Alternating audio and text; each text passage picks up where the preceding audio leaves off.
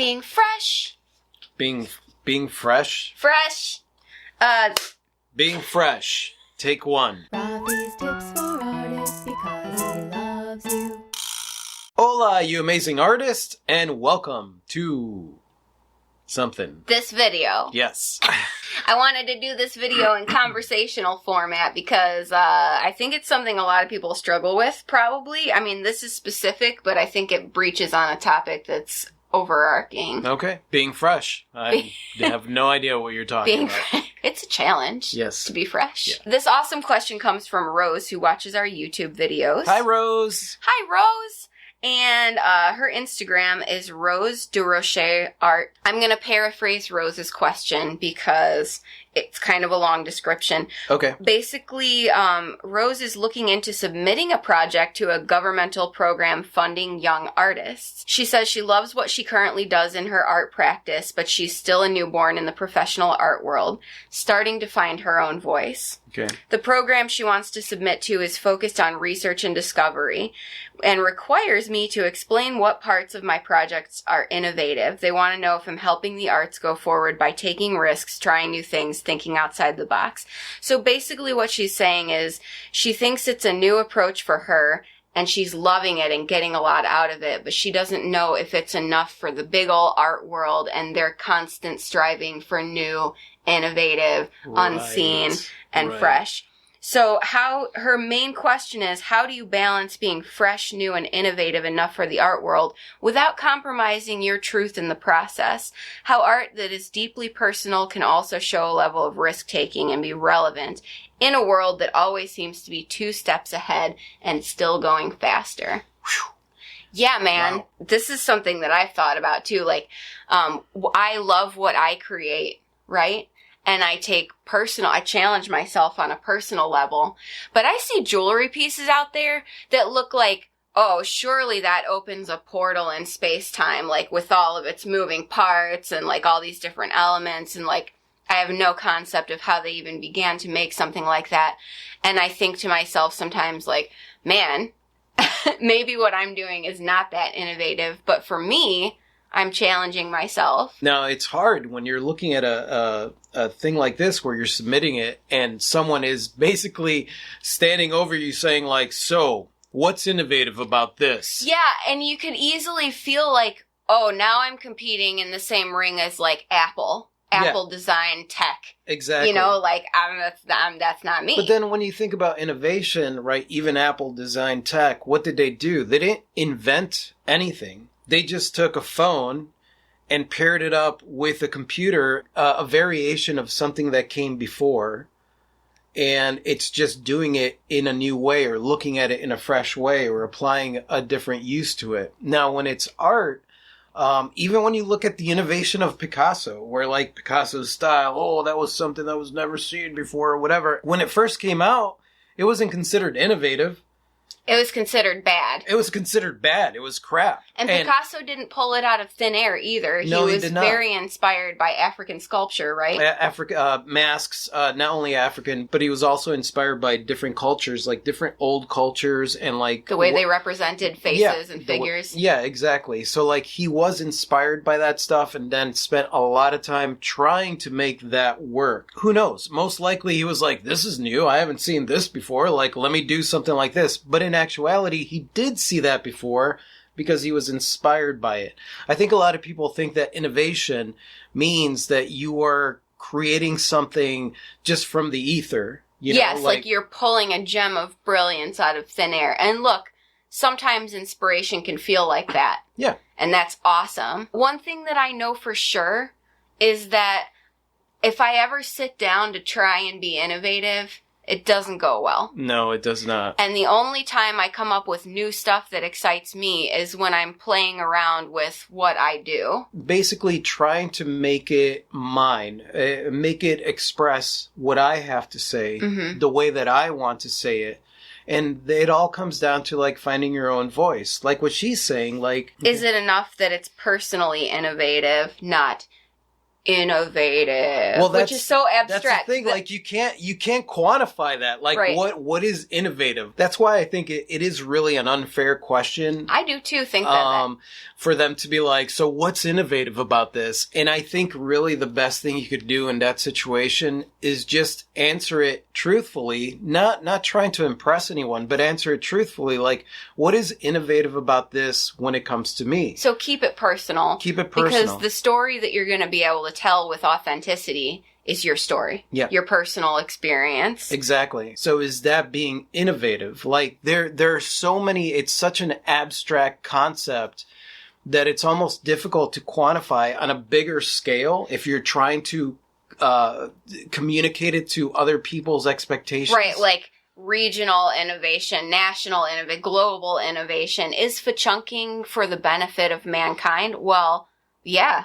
I would argue, yes. Anyone who's tried fa-chunking, I think for the most part, has benefited from it. They're like, yeah, for chunking. This is for chunking awesome. Yeah. Obviously, innovation is really abstract when you're thinking on a large scale like that. Do I like to hear stories about overarching innovation? Yeah, definitely. I also very much enjoy personal innovation. Yeah, but what are stories of overarching innovation? Because you just lost me there. Like, what are you talking about? I guess, like, the tech revolution is where my mind goes. Tech revolution is a billion small, tiny, You're right. personal stories. You're right. So, like, innovation is really, like, innovation is a bunch of little things. Yeah. It's a bunch of little things. It's different people either finding a need or deciding that they want to express this thing in this way because they were inspired by that thing.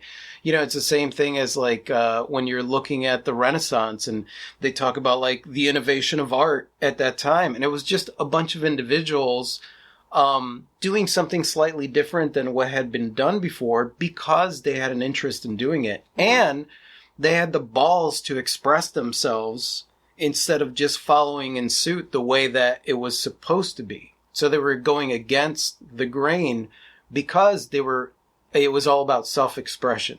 Whereas before that, you know, if you were going to be considered an artist, you had to follow the rules. The Grand Prix Salon, you had to be able to fit into that modus operandi. And then around that time, people were like, no, I'm going to express myself the way that I want to express myself. You see it in music all the time, is based on a variation that came before. Rock and roll, the Beatles, Elvis, all of that is stuff that was inspired by something that came before, and then it became an innovative, revolutionary thing. That's true. And the Beatles were definitely not trying to innovate the music world. They were experimenting. Yeah. They were totally doing it for their own personal enjoyment. The Beatles did a lot of stuff that had never been done before, but they didn't do it with the intention to do something that had never been done before. No. Most of the time when you run into innovation, it's because somebody's trying something new because they're excited about the process of doing it. Because they've never done it. Let's see if this works. And the thing about it is that with innovation comes risk-taking. Like, you have to be willing to fail miserably in order to be able to innovate, because, you know, if you're deciding that you're going to mix these mediums because these mediums have never been mixed before and all the rules are telling you don't ever do this, don't do that, don't do that, but then you go and do it yourself and it sucks or it comes out amazing, like, that's where the innovation comes in. Either way, you're in uncharted territory. Exactly. So I guess in our humble opinion, if you are taking risks and challenging yourself and being innovative as far as where you're at in your process, that's enough. Yeah. And if someone doesn't feel like that's enough, then maybe they're just not a good fit. Yeah, think about the ridiculousness. Picture yourself for a moment, Rose, seeing a piece of mine, some artwork, and then asking me, what about that artwork is innovative? And what my response would be. I think my response would be like, what? And so the fact that I created, the fact that it never existed before I decided to birth it with my creativity, like, how much more innovative can you get than that? I wasn't copying anything. I wasn't creating something that came before.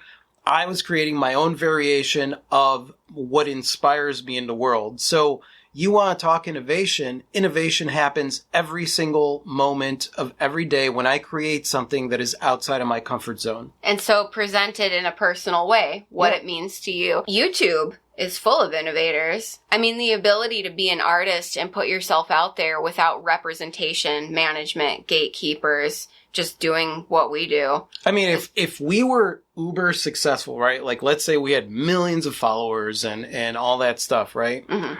What we do, the fact that we're artists, and mostly what you have is a bunch of talking heads talking about art, barely ever showing any artwork in the background. Hmm. And if we became super popular, people would call us innovative, right? But we are doing something that isn't typical. Like typical art videos, you've got these beautiful shots that pan of the art or the artist working on the piece, right? Hmm. Our stuff is very low budget compared Yeah, to a it's lot true. of those things. And so like if we had millions of followers and everybody was like, Ralphie and Clee are so awesome, then we would be called innovative. But does anything change from what we're doing now? No, it's just what we do. And that's what the perspective is. Me, I'm like, yeah, we're innovative as F a chunk. It's like trying to take something that is unmeasurable. It's completely relative to the person that's looking at it, and trying to quantify that, trying to put a standard on it. So when somebody asks you that question, don't try to answer it in a way that makes sense to them. Answer it in a way that makes sense to you. And that way, if you get questioned on the question, you have an answer. You can answer authentically. And it doesn't have to be this big, elaborate thing. It could be the smallest thing. This is why I think this is innovative for me. And that's what's going to benefit you the most. And ultimately, regardless of what happens, then you did it for you. Exactly. Yeah. Exactly. Awesome question. Yeah, Rose. this is a Awesome really question. awesome question. I think it's a question that everyone should look at as Mm-hmm. an artist, you know, like always be challenging yourself and growing and taking risks, not like huge groundbreaking risks, little things. Yeah.